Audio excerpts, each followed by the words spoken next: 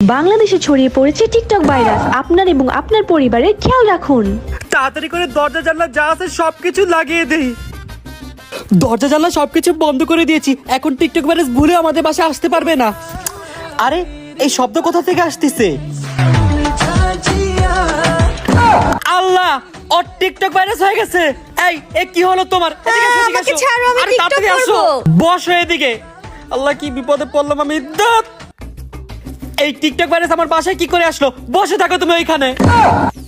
আব্বা যা। কি রে, কিসের সাউন্ড? আরে এই শব্দ কই থেকে আইতাছে? আল্লাহ,